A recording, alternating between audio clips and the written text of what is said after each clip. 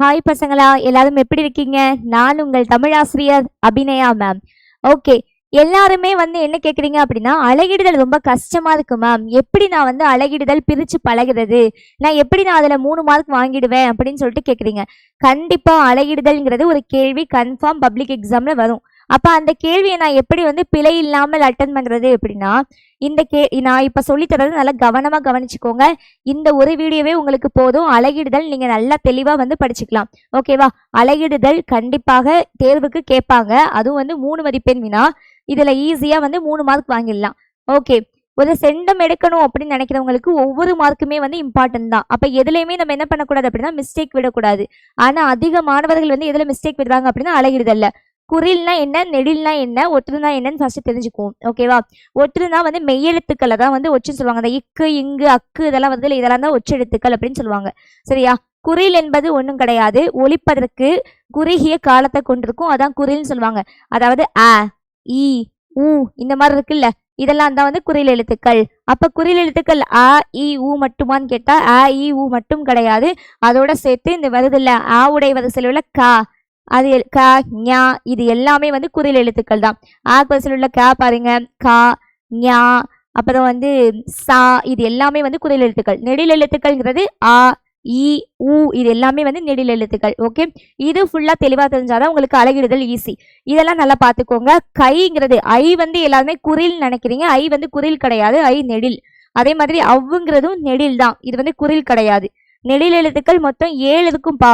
எதுல அப்படின்னா உயிரெழுத்துக்கள்ல நெடில் எழுத்துக்கள் 7, குறில் எழுத்துக்கள் 5. ஓகே, நேர் அப்படின்னா என்னன்னா குறில் எழுத்து தனித்து அதோட குறில் எழுத்தோட சேர்ந்து ஒற்றெழுத்து. அதே மாதிரி நெடில் எழுத்துக்கள் தனித்து நெடில் எழுத்தோட சேர்ந்து ஒற்றெழுத்து வந்துச்சுன்னா அதை நேர்னு சொல்லுவோம். அதாவது நேரசை அப்படின்னு சொல்லுவாங்க. அதாவது நேர் அப்படின்னா நம்ம அங்க போடுவோம். ஓகேவா? அதே மாதிரி நிறை அப்படின்னா குறில் எழுத்து குறிலு பிளஸ் 2 குறில் சேர்ந்திருக்கும். அப்படி இல்லைன்னா குறிலோட சேர்த்து ஒரு நெடில். அப்படி இல்லையா, குறில் நெடில் அதோட சேர்த்து ஒரு ஒற்றெழுத்து. அதே மாதிரி 2 குறில்கள் சேர்ந்திருக்கும். 2 குறிலோட சேர்ந்து ஒரு ஒற்றெழுத்து வரும். 2 நெடில் எழுத்துக்கள் சேர்ந்து வருமா அப்படின்னு கேட்டா 2 நெடில் எழுத்துக்கள் சேர்ந்து வராது. அதே மாதிரி ஒற்றெழுத்து இருக்குல்ல, ஒற்றெழுத்து ஒன்று குறிலோட சேர்ந்து வரும், இல்லைன்னா நெடிலோட சேர்ந்து வரும். அப்படி இல்லைன்னா 2 குறிலோட சேர்ந்து வரும். அப்படி இல்லையா ஒரு குறில் ஒரு நெடில் அதோட சேர்ந்து வரும். ஆனா ஒற்றெழுத்து மட்டும் தனியாக பிரிக்க முடியாது, பிரிக்கவும் கூடாது. சரியா? அடுத்தது பாருங்க, நெடில் தனித்து வரும். நெடில் தனிச்சுதான் வரும். அப்படி நெடில் சேர்ந்து வச்சுன்னா குறிலுக்கு அடுத்துதான் நெடில் வரணும். இல்ல அப்படின்னா குறிலை அடுத்துதான் நெடில் வரும். ஆனா நெடிலை அடுத்து குறில் என்பது வரக்கூடாது. இந்த ரூல்ஸ்ல எல்லாமே தப்பு பண்றீங்கப்பா, நல்லா பாத்துக்கோங்க. நெடிலை அடுத்து குறில் வரக்கூடாது. ஓகே, இதை நல்லா மனப்பாடம் பண்ணிக்கோங்க. இந்த நேர், நிறை, நேர்பு, நிறைவு, நாள், மலர், காசு, பிறப்பு இருக்குல்ல, இதுதான் அந்த திருக்குறளுடைய அந்த கடைசியில இருக்கும்ல, கடைசியில முடியும் இல்ல, அது நம்ம இதை வச்சுதான் நம்ம பிரிக்க போறோம். ஓகே, இதை வச்சுதான் பிரிக்கணும்.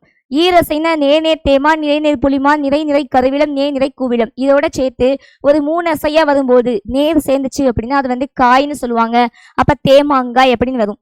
இதோட இந்த நேர்னு இருக்குல்ல, காய் நேர் 3வது சீர்ல அந்த நேர் அப்படின்னு சேர்ந்துச்சு அப்படின்னா அது காய் அப்படின்னு சொல்லுவாங்க. இதுவே அந்த 3வது சீர்ல நிறை சேர்ந்துச்சு, நிறை சேருது அப்படின்னா அது என்னன்னு சொல்லுவோம் அப்படின்னா கனி அப்படின்னு சொல்லிட்டு சொல்லுவோம். அதே தான் வரும். தேமா, புளிமா, கருவிலம், கூவிலம் அதே தான் வரும். ஆனா 3வதா சேரும்போது காய், தேமாங்காய், புளிமாங்காய், கருவிழங்காய், கூவிழங்காய். அதே மாதிரி நிறை சேரும்போது தேமாங்கனி, புளிமாங்கனி, கருவிழங்கனி மற்றும் கூவிழங்கனி அப்படின்னு சொல்லிட்டு எழுதணும். இப்ப இது உங்களுடைய பள்ளி பாட புத்தகத்துல உள்ளது. இதை எப்படி பிரிக்கலாம் அப்படின்னு சொல்லிட்டு பார்ப்போம். உலகத்தோடொட்டு ஒழுகல் பல கற்றும் கல்லார் அறிவில்லாதார். இது எப்படி பிரிக்கணும் அப்படின்னா 2 குறில் இணைஞ்சிருக்கா, 2 குறில் இணைஞ்சிருக்கு. 3வதா ஒரு குறில் சேரலாமான்னு கேட்டா சேரக்கூடாது. 3 குறில்கள் சேர்ந்து வரக்கூடாது. 2 குறில்கள் வரைக்கும் தான் லிமிட். அப்ப 2 குறிலா அதோட ஒரு கோடு போட்டுக்கணும். அதுக்கப்புறம் பாருங்க, ஒரு குறில் தனித்து ஒற்றோட வரலாம். அதனால ஒரு குறில் ஒற்று. அதுக்கடுத்து பாருங்க, ஒற்றுக்கு அடுத்து ஒரு சொல்லோட சேரக்கூடாது. ஒற்று ஒரு இடத்துல, அதாவது மெய்யெழுத்து ஒரு இடத்துல வந்துச்சுனாலே அதுக்கு பக்கத்துல ஒரு கோடு போட்டுடணும். சரியா? அதுக்கடுத்து தோ அப்படிங்கிறது என்ன அப்படின்னா தோ என்பது நெடில் எழுத்து தனித்து வரலாம். நெடில் எழுத்துக்கு அப்புறம் குறில் எழுத்து வரக்கூடாது. நெடில் எழுத்து தனித்து வரலாம். அப்ப 2 குறில் இணைந்து நிறைன்னு சொல்லுவாங்க. அதே மாதிரி க, இத்துங்கிறது ஒரு குறில் அதோட ஒற்று சேர்ந்து அதை நேர்னு சொல்லுவோம். தோ அப்படிங்கிறது நெடில் தனித்து அதை நேர்னு சொல்லுவோம். நிறை, நேர், புளிமா, கடைசியில 3வது சீரா நேர் சேர்ந்திருக்கிறதுனால புளிமாங்காய் அப்படின்னு சொல்லிட்டு போதும். அதுக்கு தான் முன்னாடி கொடுத்த வாய்ப்பாடை மனப்பாடம் பண்ணிக்கணும். இதே மாதிரி தான் டோ அப்படிங்கிறது குரில், அதோட வந்து ஒரு ஒச்சு சேரும்போது ஒரு குரில் ஒரு ஒச்சு நேராகும். அது ட என்பது குரில், குரில் தனித்து இருக்கும்போது அதுவும் நேராகும். நேர் நேர் தேமா. ஓங்கிறது ஒரு குரில், லூங்கிறது ஒரு குரில், இரண்டு குரில் இணைந்து நிறை. அதே மாதிரி காங்கிறது குரில், இல்லுங்கிறது ஒரு ஒற்றெழுத்து, குரிலோட ஒரு ஒற்று சேரும்போது அதை வந்து நேர்னு சொல்லுவோம். நிறை நேர் புளிமா. ப கா வருது. இரண்டு குரில் வரைக்கும் தான் லிமிட்டு, மூணாவதா ஒரு குரில் வரக்கூடாது. அதனால இதை என்ன பண்ணிடுவோம் அப்படின்னா ரெண்டு குரிலோட பிரிச்சிடணும். பிரிச்சுட்டு காங்கிறது ஒரு குரில், இருங்கிறது வந்து ஒரு ஒற்றெழுத்து. அப்போ ஒற்றெழுத்துக்கு அடுத்து வந்து ஒரு கண்டிப்பா ஒரு கோடு போட்டணும். ஒற்றெழுத்துக்கு அடுத்து வந்து இன்னொரு எழுத்து சேரக்கூடாது. அப்ப ஒற்றெழுத்து தான் கடைசியா இருக்கணும். அதனால வந்து கா கடுத்து இரு ஒரு கோடு போட்டுட்டு ரூங்கிறது வந்து குறில் எழுத்து, குறிலோட சேர்த்து ஒரு இம்மு ஒற்றெழுத்து. இது வந்து பல ரெண்டு எழுத்து இருக்கா, இரண்டு குரில் இணைந்து நிறை. குரில் தனித்து ஒற்றோட சேரும்போது நேர், குரில் தனித்து ஒற்றோட சேரும்போது நேர். அப்ப நேர் வரும்போது நிறை நேர் புளிமா. கடைசியில மூணாவது சீரா நேர் சேர்ந்திருக்கு, அப்ப காய் புளிமாங்காய். ஓகே. காங்கிறது வந்து குரில், காவோட இல்லு சேரும்போது இல்லு ஒச்சு. குரில் தனித்து ஒரு ஒச்சோட சேரும்போது நேர். லாங்கிறது நெடில், நெடில் தனித்து ஒரு ஒச்சோட சேரும்போது நேர் தேமாம். இரு குரில் இணைந்து நிறை, இரு குரில் இணைந்து ஒரு இரு குரில் இணைஞ்சு நிறை. இது வந்து ஒரு குரில், வீங்கிறது ஒரு குரில், லாங்கிறது நெடில், குரிலும் நெடிலும் சேர்ந்து நிறை. அப்ப நிறை நிறை கருவிளம். தாயிர் கடைசி சீர் பாருங்க, கடைசியில தாயிருன்னு இருக்கா, தாங்கிறது நெடில், நெடிலோட ஒற்று சேரும்போது அது என்னன்னு சொல்லுவோம் அப்படின்னா நேர்னு சொல்லுவோம். கடைசியில உள்ளதான் சொன்னேன், நாள் மலர் காசு பிறப்பு அப்படின்னு சொல்லிட்டு பிரிக்கணும்னு சொல்லிட்டு பிரிக்கும் போது இதுக்கு ஆன்சர் என்ன வரும் அப்படின்னா நாள். ஃபர்ஸ்ட் நேருக்கு வந்து என்ன கொடுத்திருந்தாங்க அப்படின்னா நாள் கொடுத்திருந்தாங்க.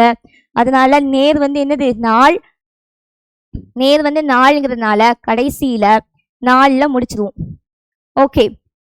நெக்ஸ்ட் உங்களுக்கு ஒரு ஹோம்ஒர்க் கொடுத்துருக்கேன். இந்த ஹோம்ஒர்க் வந்து நீங்க வீட்டில் போட்டு பாருங்க. இதுக்கு கடைசியா தகக்கு வந்து என்ன ஆன்சர் வந்துச்சு, அதாவது நாள் வந்துச்சா, நாள் மலர் காசு பிறப்பு, இதுல தகக்கு எது வந்துச்சு அப்படின்னு சொல்லிட்டு கமெண்ட்ல போடுங்க. வேற ஏதாச்சும் உங்களுக்கு எனக்கு இது கட்டுரை நடத்துங்க, கடிதம் நடத்துங்க, இந்த மாதிரி உங்களுக்கு ஏதாவது தேவை அப்படின்னா எங்கிட்ட சொல்லுங்க. வேற அணிகள் வந்து நடத்தணும் அப்படின்னாலும் லைவ்ல வந்து அட்டன் பண்ணுங்க, அதுல எல்லாமே நம்ம டீட்டெயிலா சொல்லுவோம். தேங்க்யூ.